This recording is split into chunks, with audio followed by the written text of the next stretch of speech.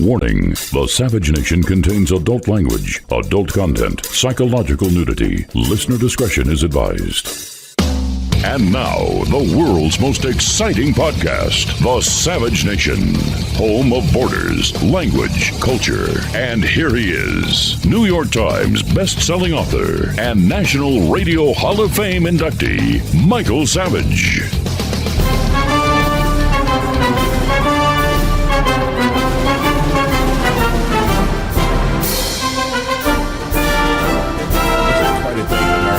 Welcome to the Savage Nation. Now, there's so much to talk about that gathering it all and putting it in front of you in a correct order is a job unto itself, and I'll do the best I can because everything just changed in the last hour. I was going to open with President Trump introducing that young man who wants to be an astronaut. I didn't know who the kid was. I looked at him. I thought he was of Native American heritage at first. I said, boy, he's going to go far. Look at him. He's a really strong, smart, clear-looking kid.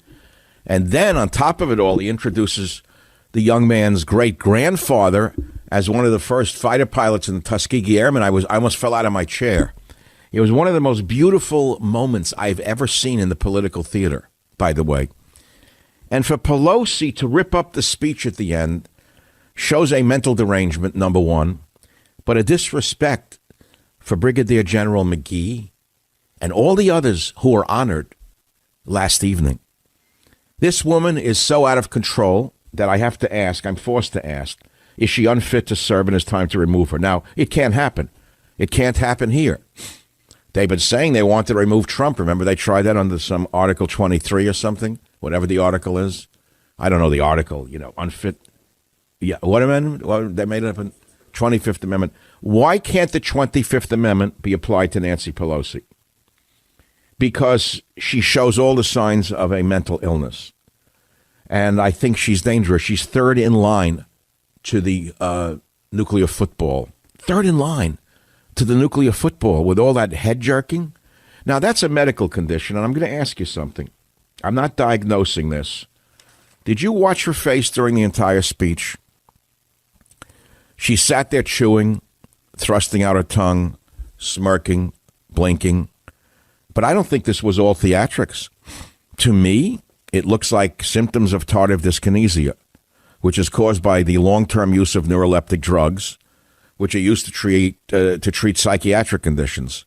Tardive dyskinesia is exemplified by repetitive involuntary movements, such as grimacing, eye blinking. It's also a side effect of antipsychotic medication. These drugs are used to treat schizophrenia and other mental health disorders. TD causes stiff, jerky movements of your face and body that you can't control. Now, I'm not diagnosing this, obviously, but none of us can sit here and say the Queen has no clothes. Can we all deny what we saw with our own eyes? After an entire speech of jerking her face around, rolling her eyes, she rips up the speech, which is unheard of in the history of America. Talk about classless. It's crazy. So I want to know if there is a psychiatrist in the audience who can just speak objectively if Pelosi, in your opinion, exhibits TD, symptoms of TD. And why should it matter? It matters an awful lot.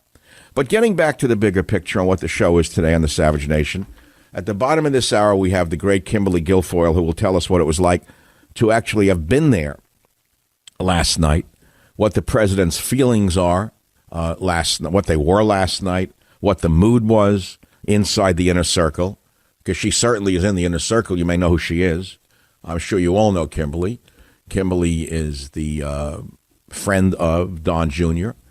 and the former great Fox News host, and she's running the campaign, the re-election campaign with some other people.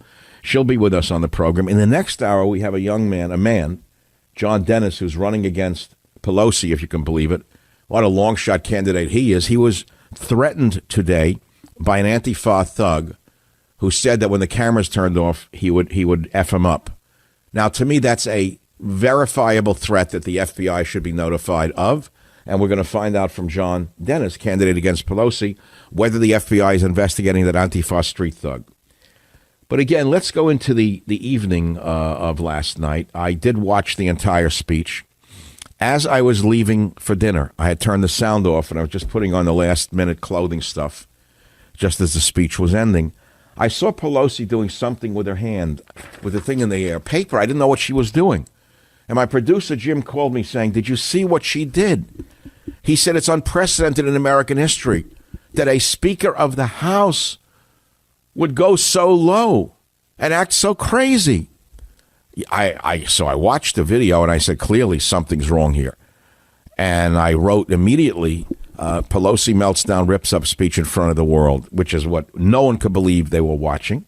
This morning, I soberly thought about it, and I said, should Pelosi be forcibly evaluated by mental health experts and removed from Congress if found to be unfit to serve the people?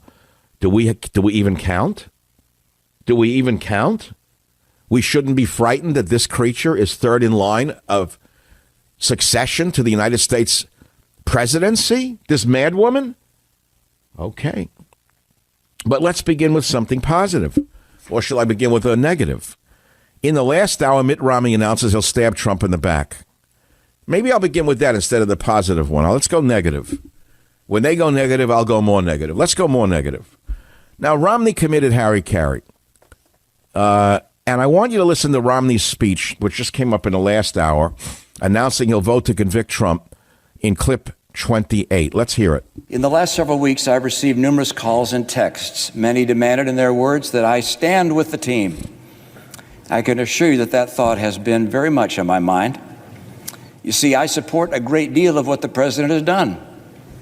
I voted with him 80% of the time.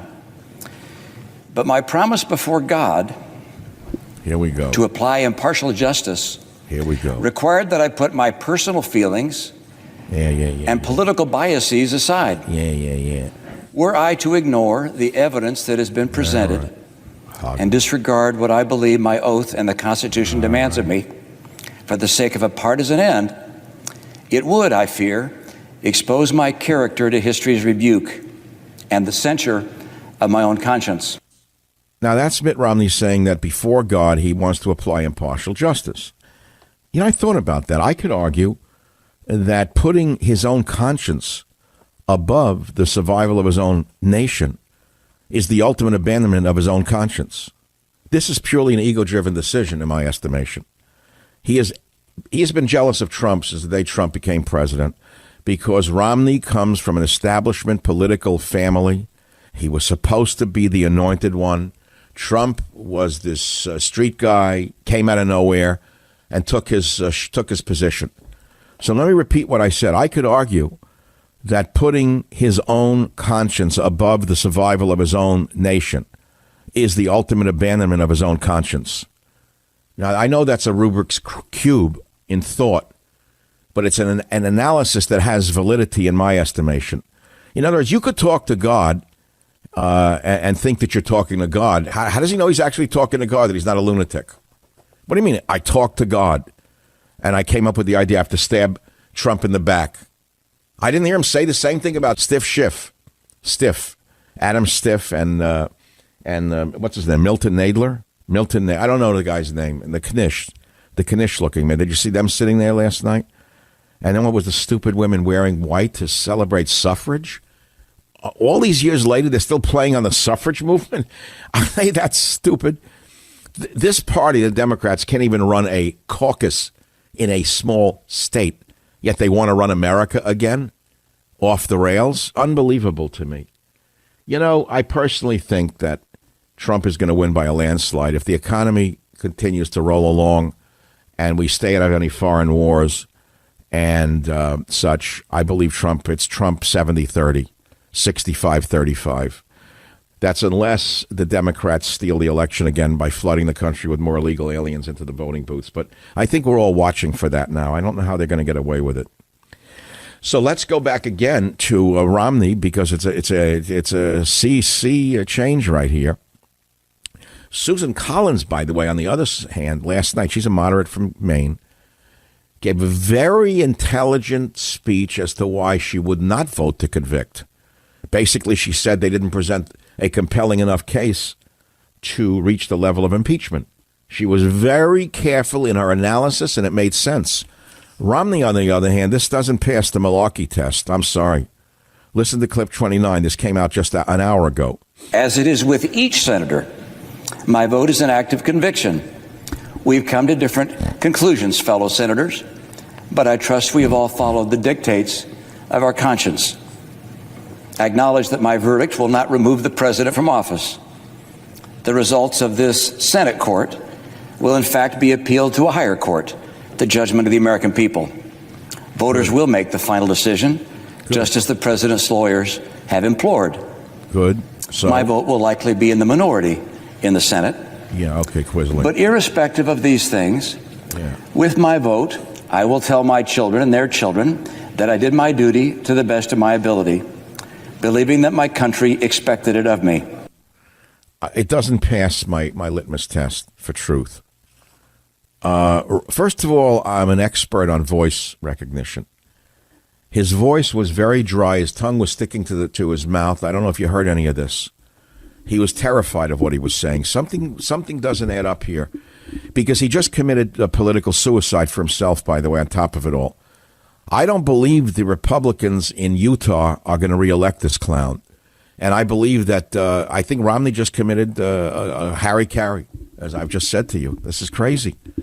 The latest polls show that most people in Utah in the Republican Party support Trump to a higher degree than they support Romney. So why would he do a thing like this? Okay, the conscience. I don't know. I'm not so sure of that.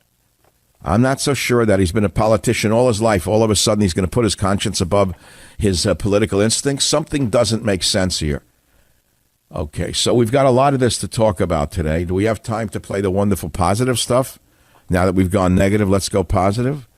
Let's listen now to the highlight of last night when Donald Trump introduces that great young man, the great-grandson of the Brigadier General Charles McGee. Let's hear it.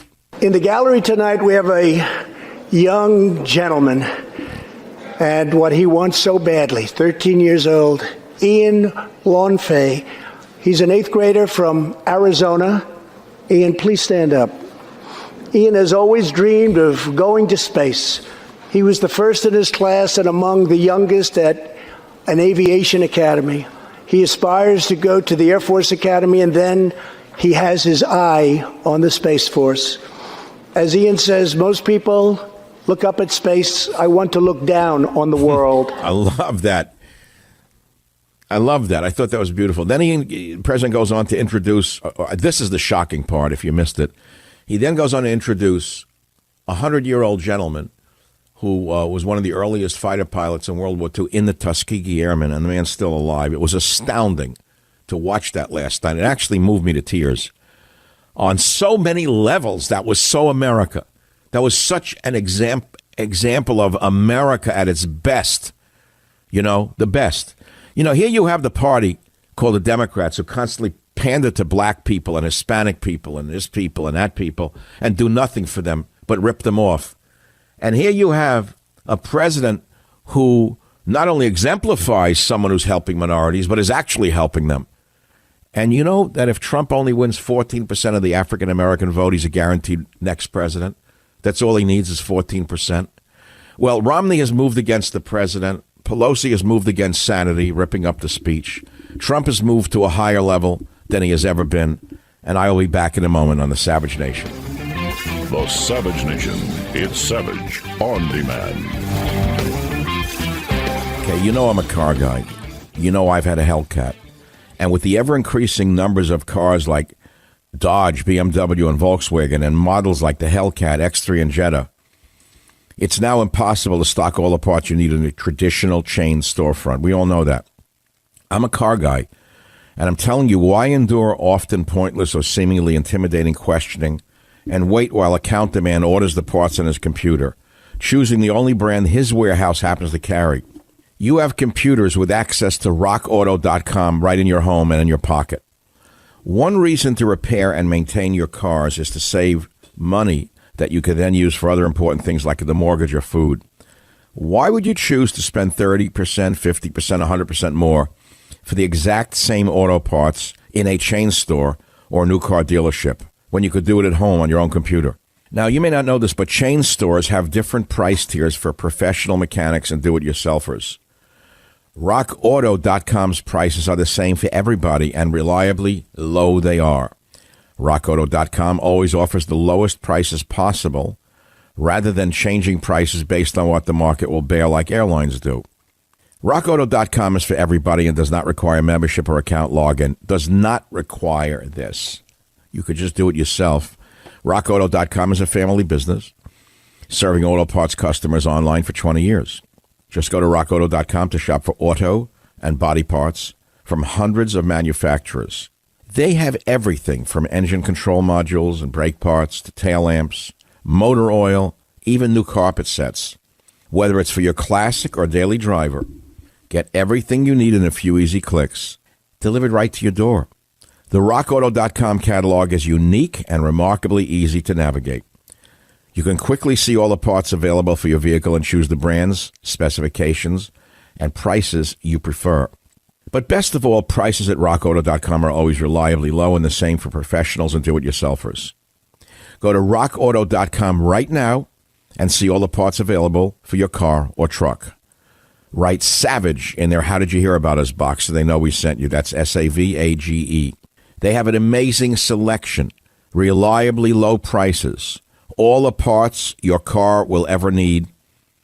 Don't stand online in an auto parts store and wait for the hostile clerk to get back to you. Go to RockAuto.com. All the parts your car will ever need. Rock Auto. All the parts your car will ever need. RockAuto.com.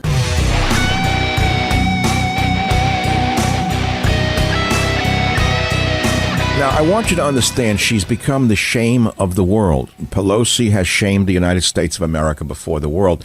This is something you would not even see in Ukraine. Ukraine, a place where the politicians of opposite parties usually beat each other up in front of the cameras. Huge men beating each other up. But you would never see an opposition party chief tearing up a speech of the other party in front of the world. She has lowered us to a level below that of a third world dictatorship. Now, you got to ask yourself, ripping up a speech after Trump delivers an historic, optimistic vision, what does she think she's achieving by doing it? Moreover, it goes back to the low-class nature of the Super Bowl halftime show that I talked about on Monday. Well, would you want a child to watch those strippers up there, those low-class, discoordinated strippers? No. Most people agreed with me on that. Now, a couple of days later, we have this woman taking the speakership of the House of Representatives to a level never before seen in American history. What message does that send to our children? Here's a woman who makes believe she's caring about women and children. What if your daughter is in school and she doesn't like the speech of a classmate? What is Pelosi saying? Be a disruptor? Go up and rip up the classmate's speech and throw it in the air because you feel like doing it? Sorry. She is not capable of being number 3 in line. I'm terrified that she is number 3 in line. Now, if the Republicans had any guts, they're never going to do it. They all look like Romney to me. They would definitely hold a hearing. They'd have a psychiatric panel convened, and they would analyze whether she is fit to even serve and remove her if she isn't. But it's not going to happen. Just talking about it's not going to happen. Here is Pelosi being asked why she did this in clip 1. Why did you rip the speech up, Madam Speaker? Because it was the courteous thing to do, considering the alternative. It was the courteous thing to do. So that's the message to your daughter in grade school, high school, college. If your daughter does not like what she hears in class, she gets to rip the speech up and throw it on the floor of another person. This is a role model for America and the world. Boy, oh boy, I don't know how you people can't see what party you're backing the other side. I'm starting to believe that the moderate Democrats, and believe me, a good majority of them are not the crazies like her, the crazies like Occasional Cortex, and the others, the so-called squad of idiots and haters and bigots. Obama himself came out the other day with alarm that the radicals like Sanders were going to take over the party and destroy the party's chances against Trump. The party leaders are all very wealthy and powerful. They do not want mad people running the Democrat Party. Now, of course, it's now bye-bye Biden after Iowa. That's my new line. Bye-bye Biden. He's finished. Michael Savage, a host like no other. Hey, here's a question. How did you sleep last night? Did you spend the night tossing and turning, worrying? Now, look, if you're struggling to get a good night's sleep, you've got to try a Purple mattress. The founders of Purple are two brothers who have been developing cushioning technology for 30 years on things like medical beds, wheelchairs. Well, in 2016, they finally decided to use their patented comfort technology to create Purple, the world's most scientific mattress. Now, what does that mean? How is Purple different from other mattresses? Listen, the Purple mattress will probably feel different than anything you've ever experienced. Why? Because it uses the brand new material that was developed by an actual rocket scientist. It was not like the memory foam that I'm used to or you're used to. No. The Purple material feels unique because it's both firm and soft at the very same time. So it keeps everything supported while still feeling really comfortable. Plus, it's breathable. Unlike foams, it's breathable, so it sleeps cool. It ends up giving you the zero gravity-like feel, so it works for any sleeping position. Okay, 100-night risk-free trial. You're not satisfied? You can return your mattress for a full refund. It's backed by a 10-year warranty, free shipping and returns, free in-home setup, old mattress removal. You ready? You're going to love Purple. And right now, my listeners will get a free Purple pillow with the purchase of a mattress. That's in addition to the great free gifts they're offering site-wide.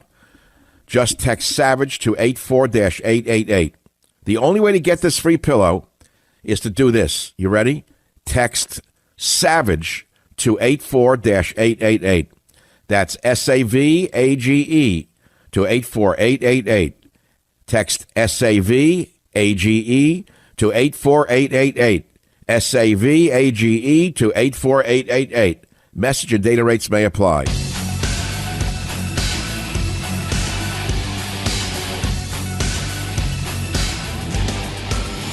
Welcome back to the Savage Nation. We're all celebrating the State of the Union after President Trump's great speech last night. And I have a guest right now who's pretty close to the president and can help us understand the mood last night. Kimberly Guilfoyle, welcome to the Savage Nation. Hi, Michael. What a pleasure to be on your fantastic show.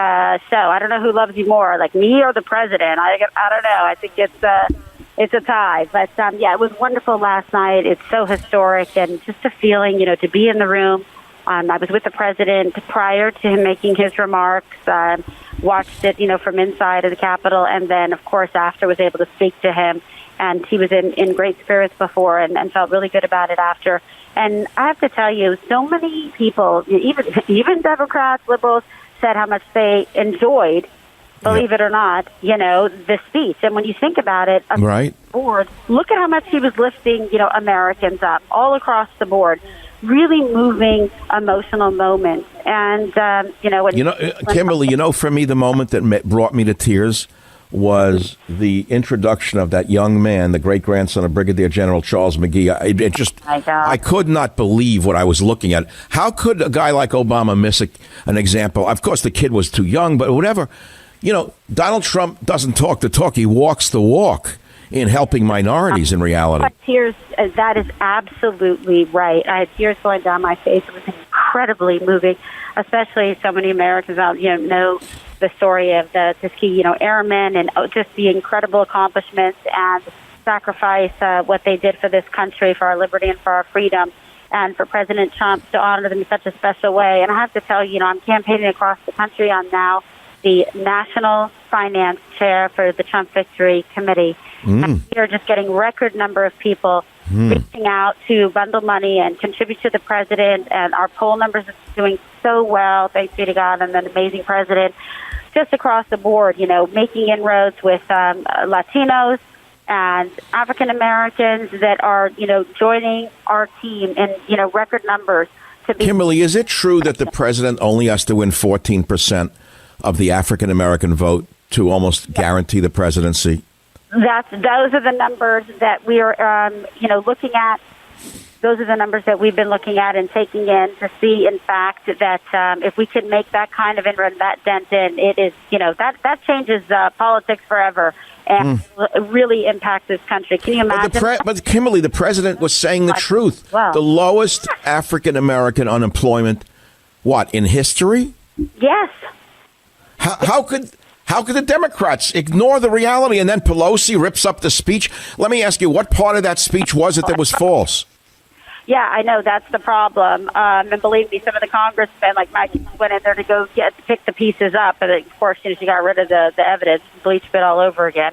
But, that's the problem. When you see some of these people, they wouldn't even stand. You cannot stand for a young African-American girl who gets to go to the school of her choice. Because They didn't even stand for that?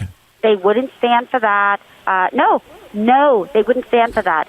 Some of them wouldn't stand, for the Tuskegee Airmen. Like, I can't with this. Like, what is wrong with these people? Like, are they that sick? Is Trump derangement syndrome that pervasive that these people literally, they've lost their mind, but I'll tell you what, we haven't lost our way. We're like laser focused. The president is just, he's crushing it. You can't even quarrel with the president about one single, economic metric that we are not better off. But Kimberly, you know politics better than I do. Yeah. It's all about numbers, about the economy. At the end of the day, it's all about the economy, and nobody can fault the president on that. So they're making stuff up in order to attack him. It's not working, though. No, it's backfiring. And look at this impeachment sham. Can you imagine while they were doing this? Well, by the way, let's be honest, Michael, but they drew up these phony articles of impeachment pretty much the day that President Trump was elected, right? That's what they did. They wanted to reverse the outcome of the 2016 election. They know they can't beat him in the ballot box in 2020, so they want to do whatever they can to actually remove a duly elected president of the United States. Shame on them, okay? Because guess what? They hate President Trump more than they love America. All right. Well, it's like Romney. Let's go to the Romney thing. Here, Romney comes out and says he's going to do something unprecedented. First time in history of impeachment that a party member would turn against a sitting president like this. I don't believe he did it out of his conscience. I believe he's jealous of Trump because he thought he was the anointed one. Oh, my God. You nailed it once again. 100%. He's been jealous of President Trump from day one, ever since he showed up.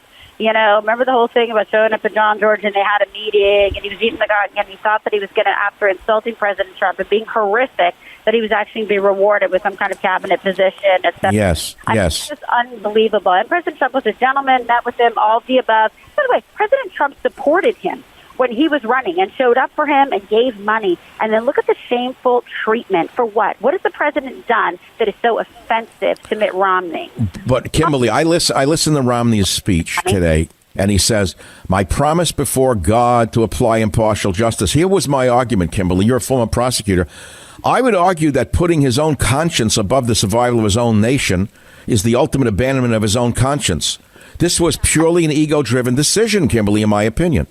Oh, my God. He's just a petulant little child, the way that he behaved. And, it was, you wouldn't, just when you think he wouldn't stoop that low, he went ahead and did it. It is so shameful. But he's committing Harry when you think about it, because in Utah, the Republicans support Trump more than they support Romney right now by the latest poll. Romney to be, we've talked to a bunch of the state senators there. They want him out. They want nothing to do with the guy. They just, they'd rather get him recalled. It's outrageous. So do you think if I became a Mormon and moved to Salt Lake City, I'd have a chance?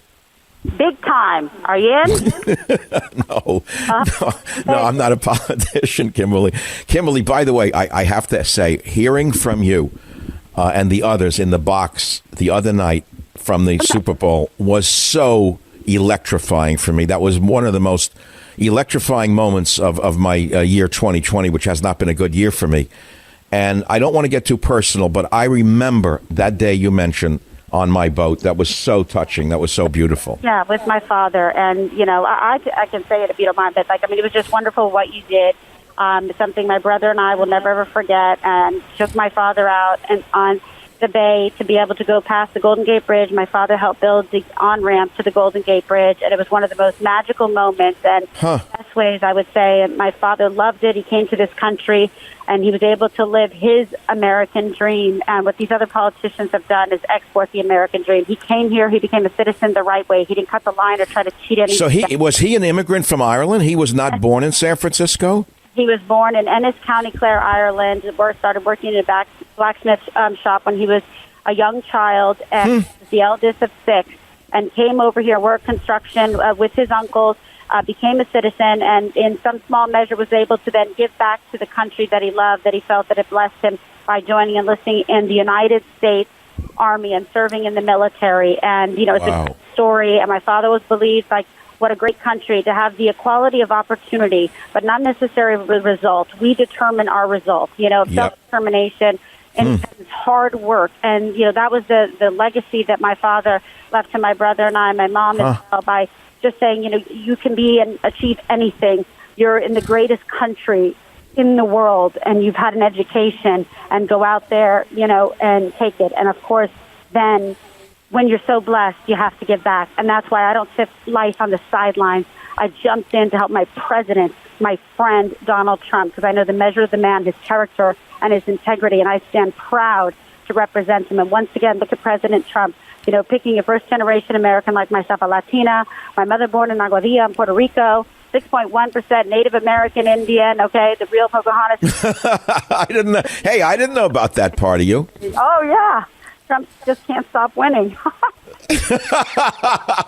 No, I got to go back to your wonderful father, because I love the man. I only met him that once. Amazing. And it was very sad. It was the end of his life, you know, and you were with your son. It was his grandson. And I had my big boat at the time. And at the end of the ride, he said to me, "Michael, you handle a boat as good as a Kennedy." That was the nicest compliment anyone ever gave me.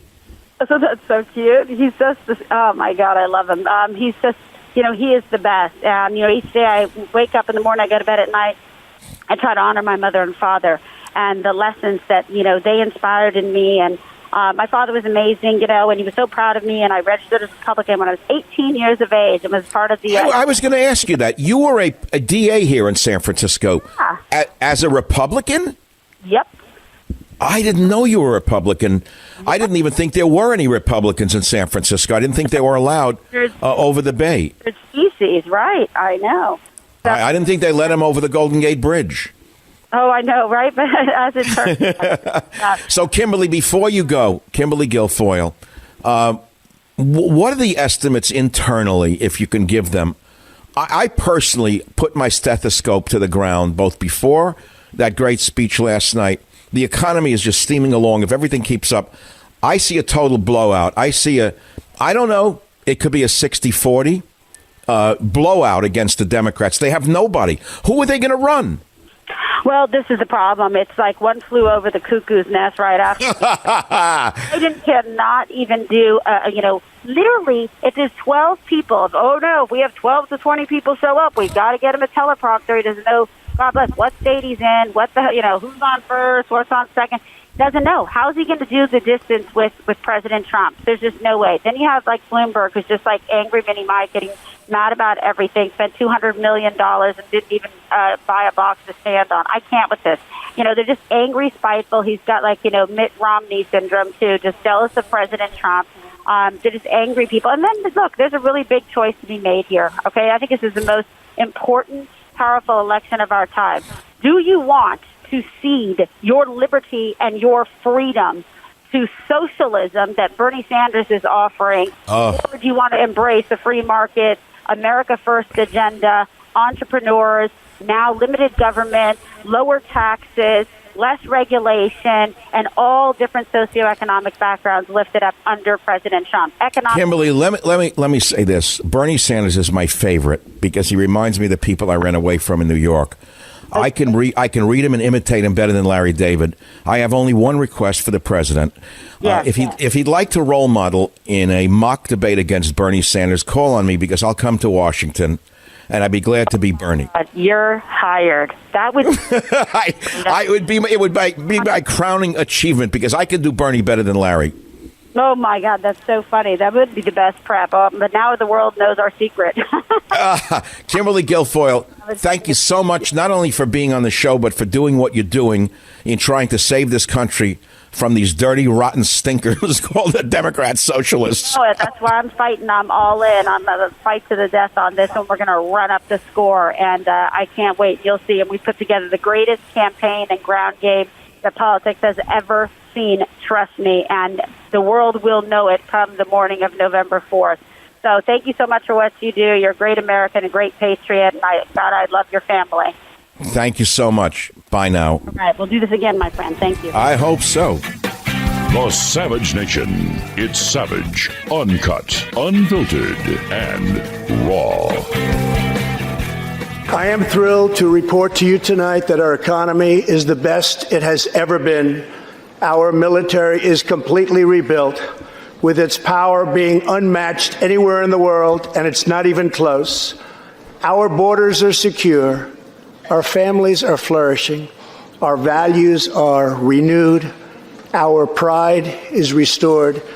And for all of these reasons, I say to the people of our great country and to the members of Congress, the state of our union is stronger than ever before. Yeah, my friend said it wasn't a home run, it was a grand slam, and it was. Everyone knows it. And the most important part of last night was the unification elements of the speech. There was not a discordant element in that entire speech. He didn't attack them for trying to destroy him. And the only one who made a disgrace of herself and her entire party was Madam Pelosi. We just had Kimberly Guilfoyle on the Savage Nation. I thought it was a good interview. Not only was it generically good, but it was personally good. And I think you saw the chemistry between us. I've known her family for over 25 years. It's a long time. I haven't seen them much, truthfully, because I live in my own world out here in San Francisco. They're on the East Coast in another world. But I think she's going to become a regular guest and a regular presence on the program. I loved how she opened when she said, I don't know who likes you more, Michael, me or the president. So I'm going to email her and say, if that's true, get the president on my show. You know, you got to break the cartel. You got to stop the malarkey already from the wall banger interfering with the president's own needs here. You know, the wall banger can't control everything in the world, can he? He's a very lucky guy, the wall banger. Very lucky on every level. But you know what? Nobody has a lucky streak that doesn't end. Trust me, I speak from experience. After many a summer dies the swan. When I come back, should Pelosi be forcibly evaluated by mental health experts for what she did last night? Plus, the man running against her here in San Francisco, a very brave man, John Dennis.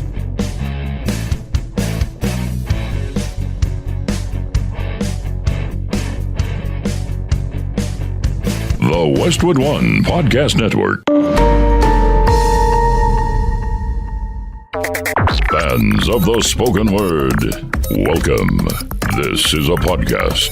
Greetings, pod recipients. You are entering the Savage Nation.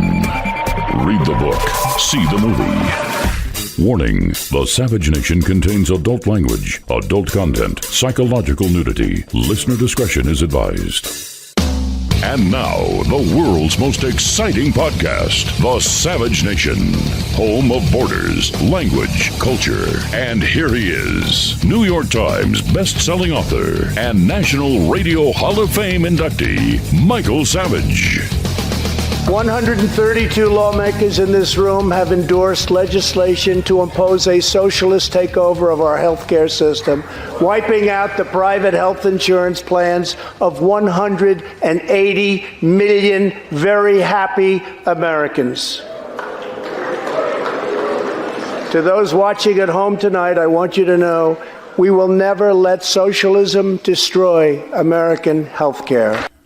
Well, as we speak, you're about to witness and or hear an historic vote.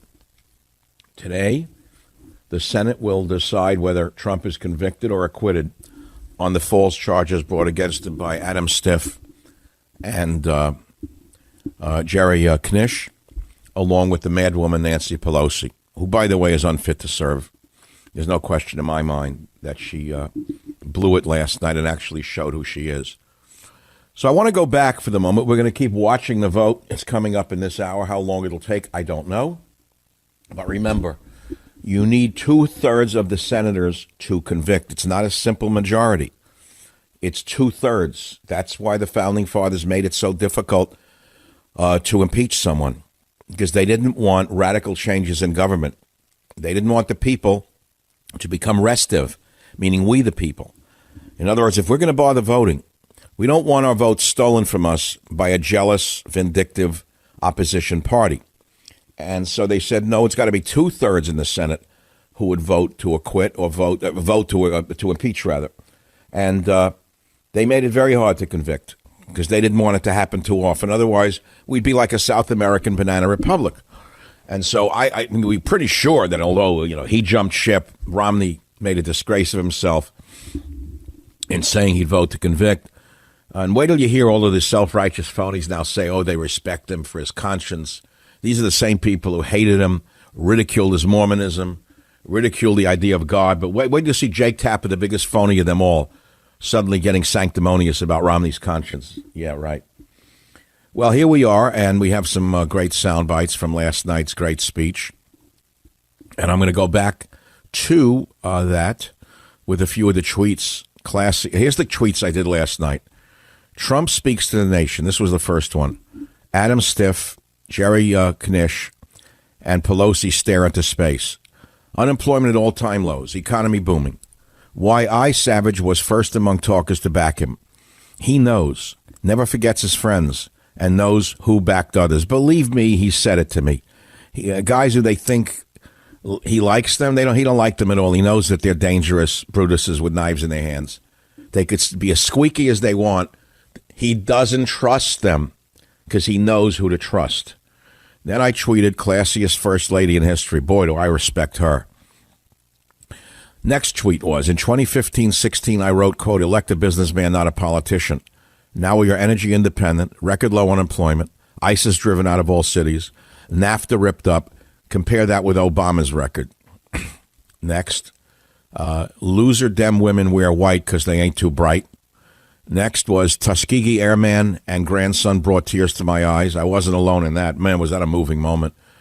Boy, would I give anything to be that man. 100 years old. Could you think about that one?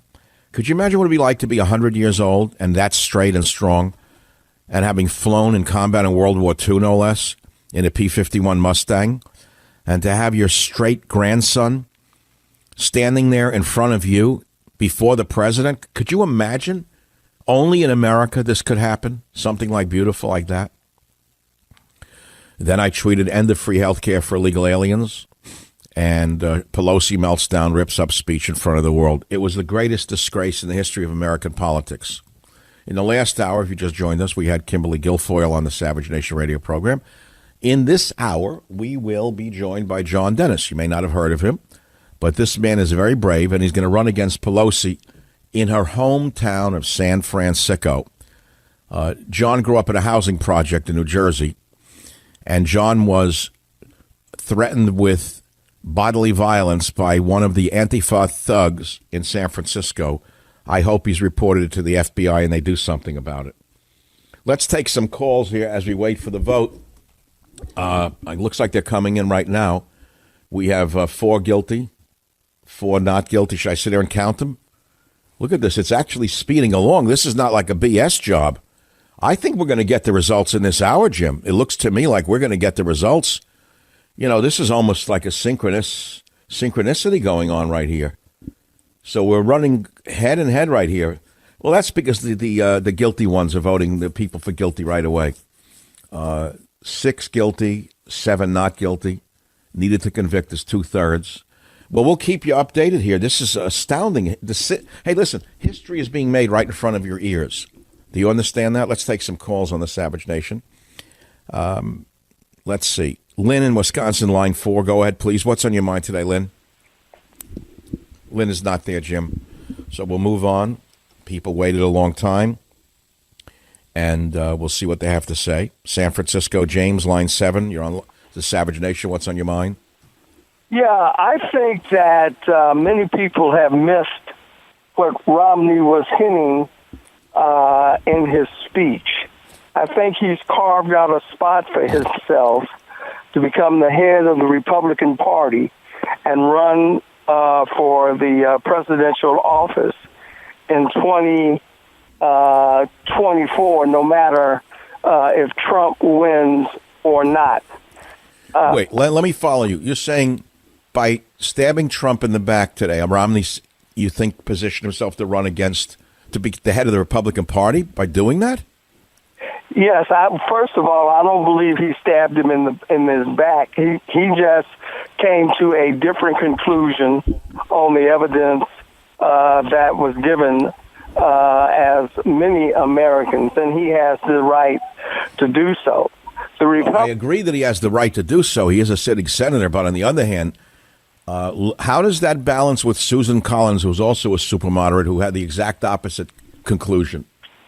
Well, before the Democrats even made their case, Mitch McConnell said that no matter what, Trump was not going to be removed. But you're not answering the question. Did you happen to hear Susan Collins' brilliant analysis of why she would vote not to convict last night? Yeah, I heard her analysis, but I don't agree with it. Now, well, because you're a Democrat and you're entitled to be a Democrat. I hear that. Right. And and you certainly have a right to be a Democrat and to disagree with me in a dignified fashion, which you're doing, and that I will disagree on that. How do you feel about your leadership becoming so unglued as to disrespect the office as Pelosi did? Aren't you upset by that? You sound like a reasonable man. No, because I see no problem with her tearing up the speech. Well, even though it's never been done in American history to act like such a fool? Well, but I mean, Trump has done many things that hasn't been done. Not during a State of the Union speech when the whole world is listening. Well, as I said before, Trump... So, look, Jimmy, you're a diehard partisan. Come on. Jimmy, you're trying to sound like you're a reasonable guy, but you know and I know that Pelosi embarrassed her own party by this. And the party leaders like Barack Obama can't be too happy today. Be realistic. Well, I can't speak for Barack Obama. All I can do is speak. I can, because he spoke for himself last week. He's terrified of guys like Bernie Sanders. You know that, right? Well, I wouldn't vote for Bernie unless I would vote for Bernie because he would be running against Trump. But I see really no difference between Bernie and Trump because they're both senile. James, now you're starting to sound like you yourself are slipping. No. Could you name one business or product that Bernie Sanders created that anyone purchased? No. Thanks for the call. I appreciate it. I mean, Bernie Sanders has never created a product or service that anyone ever wanted. How can you deny that there's 5 million more jobs than experts predicted? Listen to Donald Trump. Tell me if he's lying in clip number 9. Robert, can you pull up 9? It's important that we hear the statistics. Let's listen to 9. Since my election, we have created 7 million new jobs, 5 million more than government experts projected during the previous administration. That's right. The unemployment rate is the lowest in over half a century. He's telling the truth. How can you argue with that? And very incredibly, the average unemployment rate under my administration is lower than any administration in the history of our country. So other than the partisans like the last caller, I would say that the independents, the middle-of-the-road Democrats who don't want insanity, they're going to vote for Trump secretly. They do not want these crazies to destroy the economy. And what's interesting to me, more interesting than anything, is that the Democrats keep talking about jobs, great jobs, millions of new green jobs. Men who've never created a job in their life are going to give you a job. They don't know what the hell they're talking about. So people at the end of the day vote based on the issues related to the pocketbook issues. You know what I'm saying? There's not only is there a chicken in every pot under Trump, but there is now pot in every chicken. The Savage Nation. It's Savage on Demand. Well, first I'm going to give you some breaking news. President Trump has just been acquitted of Article 1, abuse of power. He's been acquitted. The vermin on the left have not succeeded. Pelosi can go shove it. In this article of impeachment, 48 senators have pronounced Donald John Trump, President of the United States, guilty as charged. 52 senators have pronounced him not guilty as charged.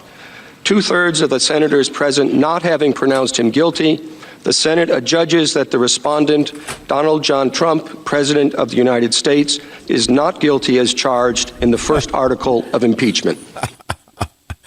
I wonder if Pelosi is eating the paper. What could Pelosi possibly be doing right now with all those facial tics and the madness? What is Adam Schiff doing right now? What is the Knish doing right now? Well, they can't be too happy because the best laid plans of mice and men have blown up in their face. And we're going to get the next one in a few minutes here. Article 2, obstruction of Congress, is being voted on right now. But again, you need to convict 2/3 of the senators. That's a high bar to cross. And it looks to me like the president, who has not only been acquitted of the first charge of abuse of power, will be acquitted on the second, as predicted, by the way. You may say it's no surprise. Who cares? Well, it's a big deal. You're actually living through and listening to history being made in America right now. Just as history was made last night when an overtly mad woman, the Speaker of the House, the first woman speaker, by the way, greatly lauded by the media, melted down in front of the world and made a disgrace both of herself and of the office of the speakership by tearing up the president's speech and throwing it in the air. That is a mad woman. History is being made. News cycle is faster than ever. You're part of history. And I want to make sure that you understand what's happening in front of your ears. The president was found guilty by Jake Tapper and Wolf Blitzer. The president was found guilty by the lowest form of humanity, those in the media. But the ultimate vote will be with us next November when we go to the polls. Actually, we will decide. And since he is not being removed by the U.S. Senate, ultimately, the Constitution is holding up, and we, the people, shall decide on his guilt or innocence. But today, it looks to me like exactly as predicted, his innocence is being upheld in the Senate. Now, I want to go back to last night. It was a great night, and I want you to listen to some of the speeches. Let's listen to clip number 9, please, on the Savage Nation. Since my election, we have created 7 million new jobs, 5 million more than government experts projected during the previous administration. The unemployment rate is the lowest in over half a century. You can't argue with that. And very incredibly, the average unemployment rate under my administration is lower than any administration in the history of our country. Now let's go to number 10. Listen to this one. You'll see. African American poverty has declined to the lowest rate ever recorded. Listen to that. Now stop right there. No. This is a big deal. African American poverty has declined to the lowest rate ever recorded. The lowest rate ever recorded.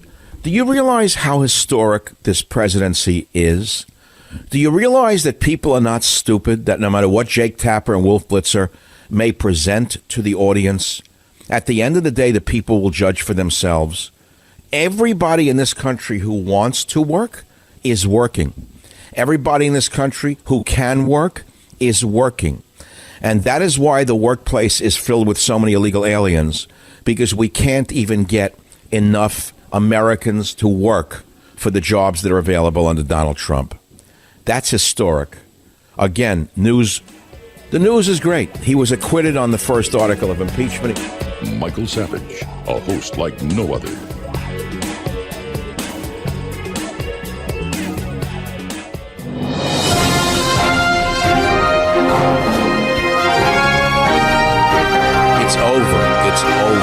It's over. This long, dark nightmare has finally ended for now.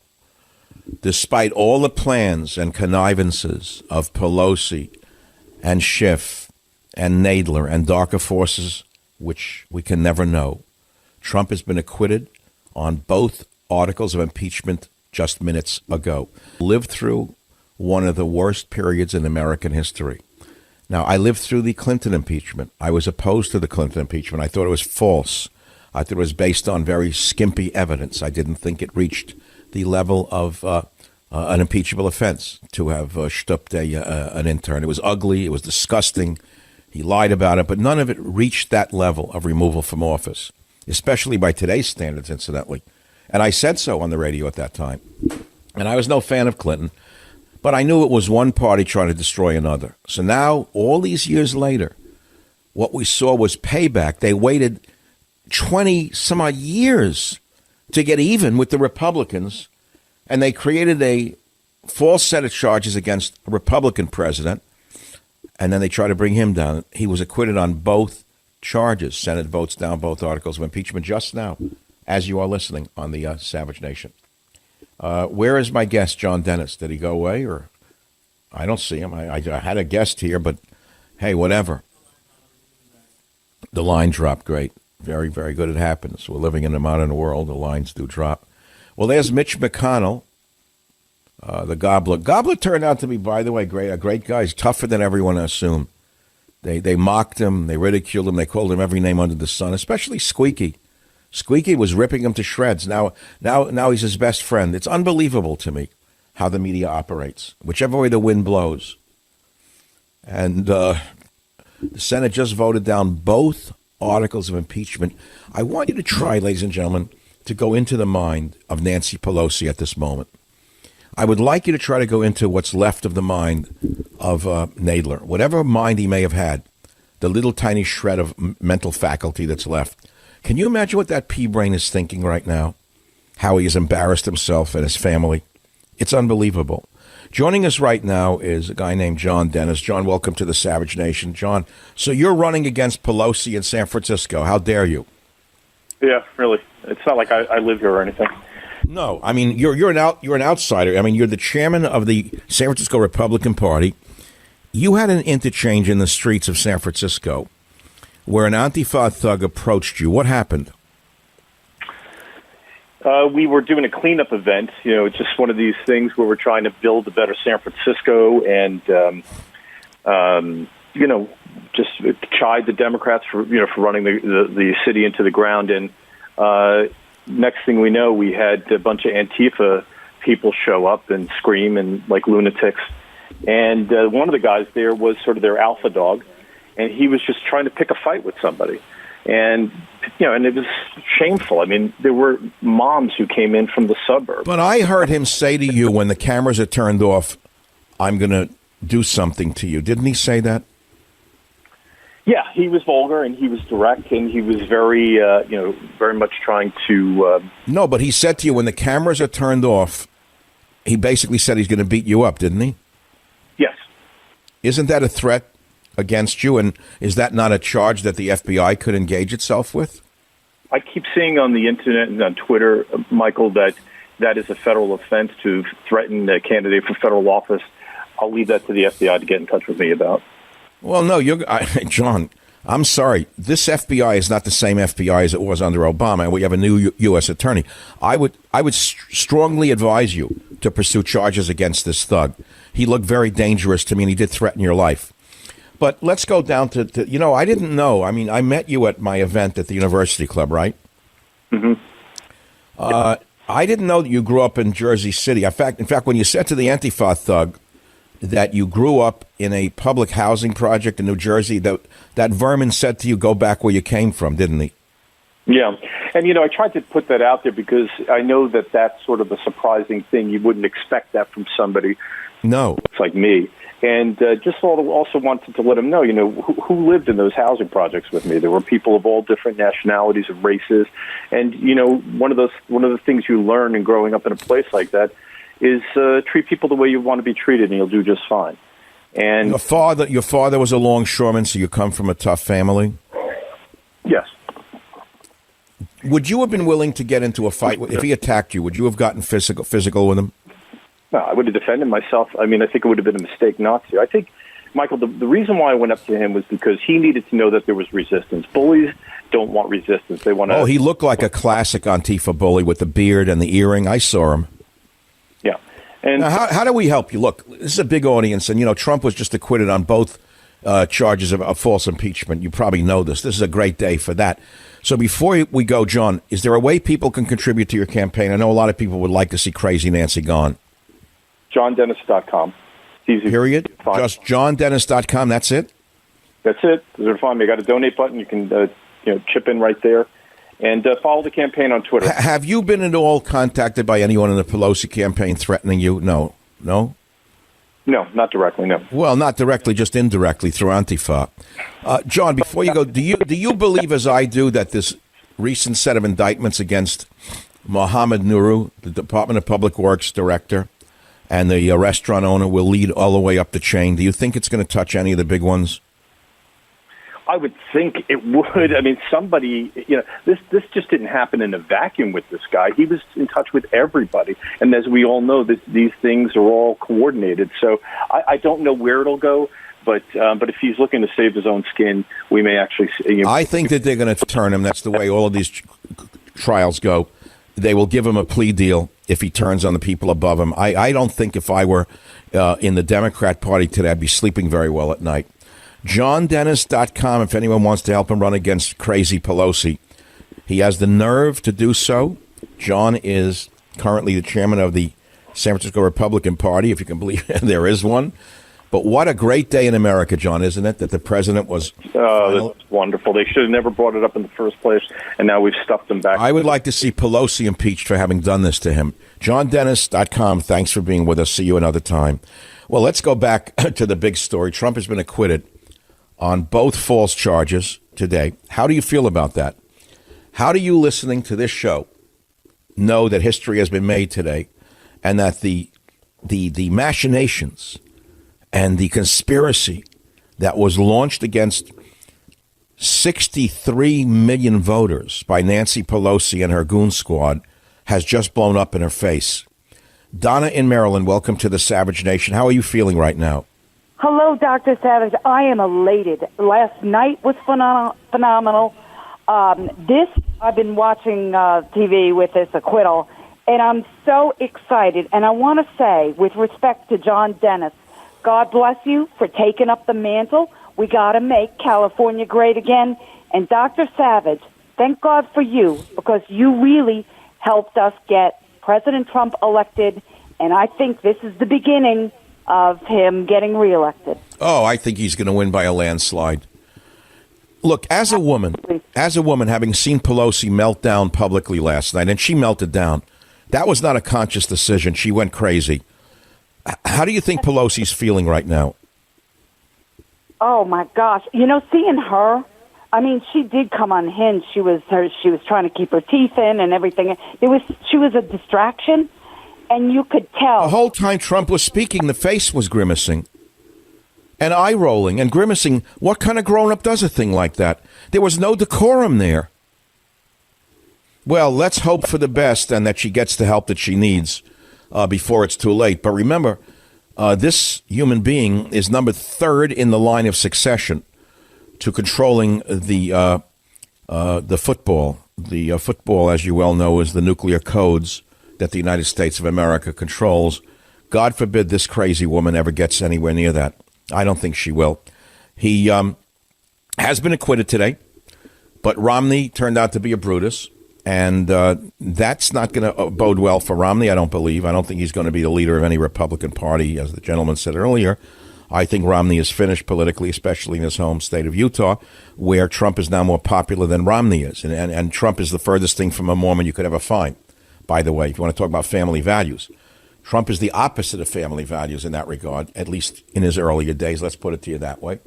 And Mormons are very straight people. And even given that his popularity is higher, Trump's is higher than Romney's. Wisconsin Ed, line 3, welcome to the Savage Nation. How do you feel right now?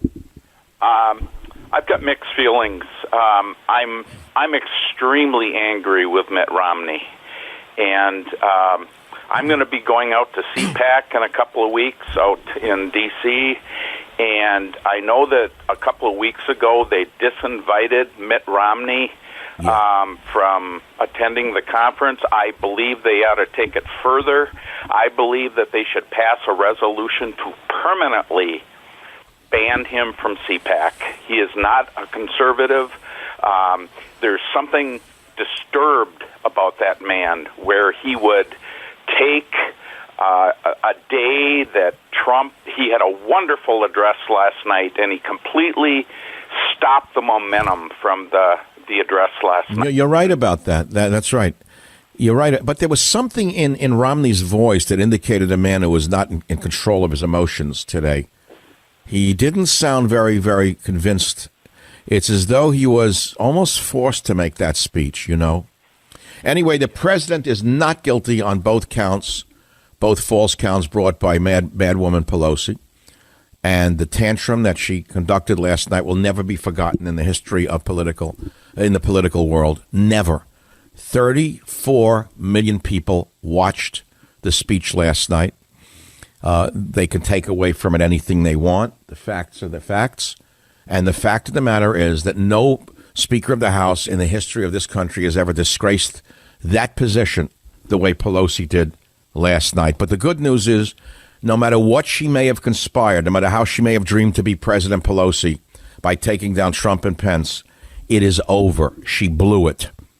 She blew it forever. And Adam Schiff and Jerry Knish, they're also gone with the wind. I'll be right back. Home of borders, language, culture, the Savage Nation. Ladies and gentlemen, our long national nightmare is over. Trump has been acquitted by the United States Senate on both impeachment articles in this historic day. The Republican known as Romney committed suicide, political suicide, by voting to impeach the president, which of course was sickening, and he'll destroy his own career in doing so. It was purely on a personal basis that he did so. But the Senate voted 52-48 to acquit President Trump of abuse of power at the Senate impeachment trial. And the fact of the matter is, Trump will be acquitted for life. And impeachment will go down in history as one of the saddest conspiracies ever cooked up by a cuckoo bird named Nancy Pelosi. The cuckoo bird Pelosi had become so drunk on her abuse of power through an entire lifetime of politics, where she became an untouchable. She actually, in my estimation, thought she'd be president. And there was a period within the last few months where she thought of taking down Trump and Pence with one fell swoop. It was something that only a crazy person could conceive. Someone who lives in the bubble only of San Francisco. Someone who only lives in a feces-ridden city and yet doesn't even look at their own feet. Someone who walks around in a cesspool and doesn't know their feet are dirty. Only someone like that could come up with such a cockamamie idea. So she thought by tying Pence to Trump in this Ukraine garbage, she could decapitate the entire leadership and become president. It didn't happen. Trump has been acquitted by the Senate, which has the ultimate power. And I think that there's been a great lesson in political science for many of us to see how smart the founding fathers really were. I mean, you think about this. Why did these old guys, hated by the racist occasional cortex, why did these old white guys make it so hard to impeach a sitting president? Why? Think about this. You could argue, oh, no, we need to make it easier. We need to make it much easier. The minute we want someone out, we should be able to remove them. Think about what that would do to a government. That means we'd have a rotating leadership in a government, and it would be a very unstable country. And so the founding fathers wanted a stable country, and they figured the election should be the determinant of who the president is. An election should determine who the president is. And if you don't like the president, you vote him out the next time. They did not want an opposition party to have the power to simply vote a president out on a political basis. So they made it a very high bar to cross, number one. And number two, the vote itself had to be a 2/3 majority, not a mere majority. You see what I mean? So Trump has been acquitted by the U.S. Senate on both impeachment articles, an historic decision. Watch what Jake Tapper and Wolf Blitzer do tonight. Watch what those two psychos have to say. Keep an eye on the mad people at MSNBC. Just watch what the more snotty nonsense group has to say about how evil it is, how it's all white men. Watch the racism that comes out of the mouths of these losers and judge for yourself which country you want to live in. I watch the people pretty carefully, and I will tell you that the large majority of independents are going to vote for Trump, not only based on the booming economy, but upon the mad people running on the other side. I believe Pelosi's stunt of ripping up the speech and throwing it in the air was probably one of the greatest determinants of what's going to come from the independents in the election in November. But in addition to the independents, I will tell you as I stand here, there are many moderate Democrats who do not want that crazy woman doing things like this again. Do you want your daughter to be learning from her that if she doesn't like a speech in a classroom, she gets to grab the speech and rip it up and throw it in the air? Is that the role model you want, a crazy old woman whose face is twitching for an hour straight? Ladies and gentlemen, you lived through history, and it's a good day for America. Thanks for listening.